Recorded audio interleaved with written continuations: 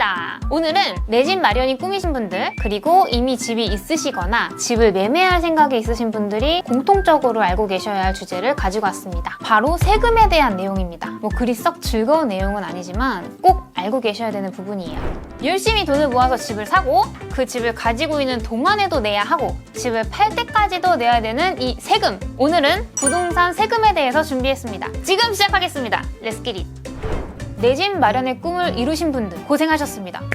축하드려요. 부러워.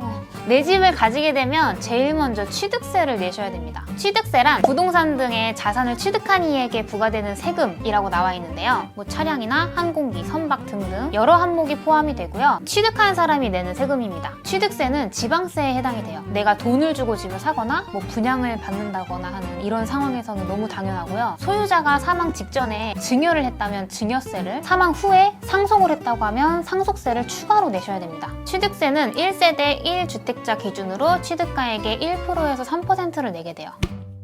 취득세에는 꼭 두 가지 세금이 따라 붙는데요. 바로 농어촌 특별세랑 지방교육세예요. 보통 취득세라고 하면 농어촌 특별세랑 지방교육세를 합한 금액이라고 생각하시면 됩니다. 농어촌 특별세는 주택 전용 면적이 85제곱미터를 넘으면 일괄적으로 0.2%로 동일하고요. 면적이 기준을 넘지 않으면 세금은 부과하지 않습니다. 큰 집을 구매할 예정이라고 하시면 농어촌 특별세도 0.2% 생각을 해두셔야 되고요. 신고 납부 기한은 부동산을 취득한 날로부터 60일 이내에 하셔야 됩니다. 6억을 초과하지 않는다고 하면 평균적으로 1%를 납부한다고 보시면 되는데요. 취득세율 1%에 관한 부가세인 지방교육세는 취득세의 10%니까 총 1.1%를 납부한다고 보시면 돼요. 예를 들어서 1세대 1주택자 기준 5억 원짜리 집을 샀다고 하면은 5억에 1.1% 550만 원을 납부하시면 됩니다. 그러면은 주택 가격이 6억을 초과하면 그럼 얼마를 내야 될까요? 조건은 같이 주택 가격만 7억으로 계산을 해보면 세금 합산 금액이 대략 1286만 원 나옵니다. 차이가 어마어마하죠? 2020년 7월 10일에 발표된 부동산 정책은 실수요자를 위해서 다주택자, 법인의 취득세를 강화함으로써 투기 목적의 주택 거래를 억제하겠다는 거였잖아요. 그래서 세율이 2주택자는 8%, 3주택자부터는 12%로 올라갑니다. 법인은 일괄적으로 12%예요. 아까와 같은 조건으로 5억짜리 집을 산다고 하면 2주택자가 취득세랑 지방교육세 4,200만 원 나와요. 그런데 이런 경우도 있잖아요. 원래 가지고 있던 집은 처분을 할 건데 이 계약이 물려가지고 일시적으로 2주택자가 될 수도 있잖아요. 이런 경우에는 1주택으로 인정을 해준다고 하니까 너무 걱정 안 하셔도 될 것 같아요. 자, 이제 주택을 보유 중일 때 납부하는 재산세와 종합부동산세를 알아봅시다. 내가 재산을 가지고 있을 때 내는 세금이죠. 요거는 매년 납부해야 되는 세금입니다. 매년 2번에 걸쳐서 절반씩 납부를 하시면 되는데 7월 31일까지 한 번, 그리고 나머지를 9월 30일까지 한 번 내시면 돼요. 재산세가 20만 원을 넘지 않는다면 7월에 전액 납부하시면 됩니다. 재산세는 이런 식으로 산출이 되는데요. 요 기준을 토대로 납부하시면 됩니다. 재산세 세율은 여기!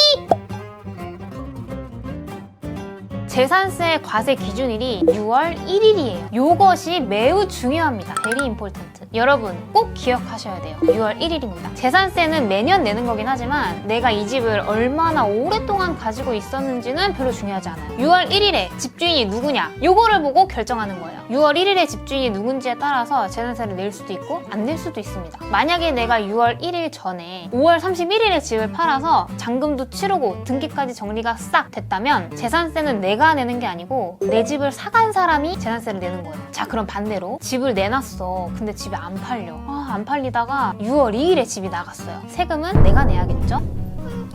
세금 너무 아깝잖아요. 한두 푼도 아닌 세금이 걸려있는 문제니까 집을 팔려면 꼭 6월 1일 전에 처분을 하시는 게 좋겠죠? 아니 그러면은 이 종부세는 또 뭘까요? 재산세 냈는데 종합부동산세를 또 내야 돼. 종부세도 6월 1일 기준이에요. 재산세 과세 대상인 주택과 토지를 구분해서 합산을 하고 공시가격 합계액이 공제 금액을 초과하면 그 초과분에 대한 과세를 내는 세금이에요. 쉽게 말해서 내가 가지고 있는 토지랑 주택 다 합산한 다음에 나라에서 공제해주는 금액보다 더 가지고 있으면 세금을 내는 거. 오케이?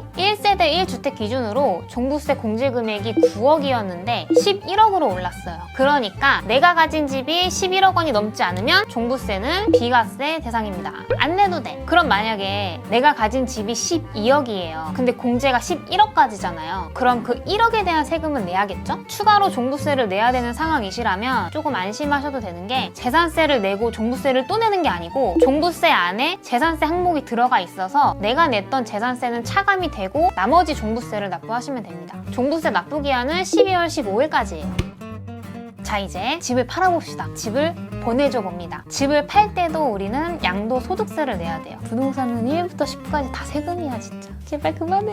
양도소득세란 양도할 때 차액으로 이익이 생겼다고 하면 납부하는 세금입니다. 내가 집을 살 때보다 집값이 올라서 팔 때 이득을 보고 팔았다고 하면은 이득 본 만큼 세금을 내야 되는 거예요. 만약에 나는 손해를 보고 팔았다. 이득이 없었다. 이렇게 되면은 양도소득세는 안 내셔도 됩니다. 할 일은 아닌 것 같아.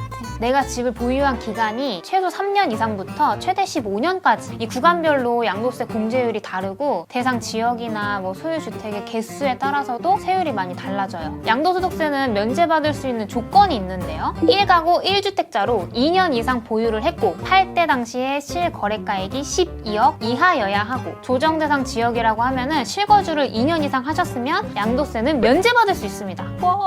만약에 다주택자이거나 집을 팔려고 할 때 실거래가액이 12억이 넘거나 보유한 지 2년이 안 됐다고 하면 세금을 내셔야 되는데 세율이랑 누진공제액은 표로 남겨드릴게요. 이 표에 보시면 과세 표준이라고 해서 금액이 나와 있는데 내가 가진 차액 전부를 다 보는 게 아니고 법으로 정해진 몇 가지 항목은 공제를 해줘요. 공제를 다 받고 나서 남은 차액으로 과세 표준액을 정하시면 됩니다.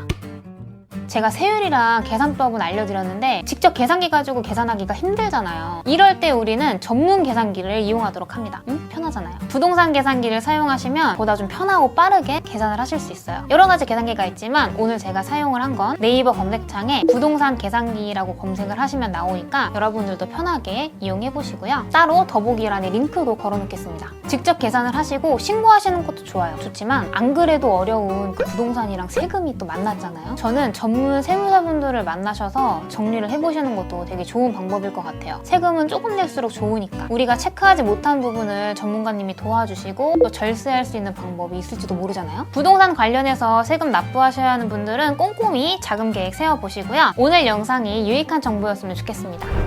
오늘 영상의 내용도 아래 링크를 누르시면 촥 정리된 글로 확인하실 수 있습니다. 종부세 한번 내보고 싶다 하시는 분들 구독과 좋아요 눌러주시고요. 다음번에도 재밌는 영상으로 찾아오겠습니다. 이상 덕현이었습니다. 안녕!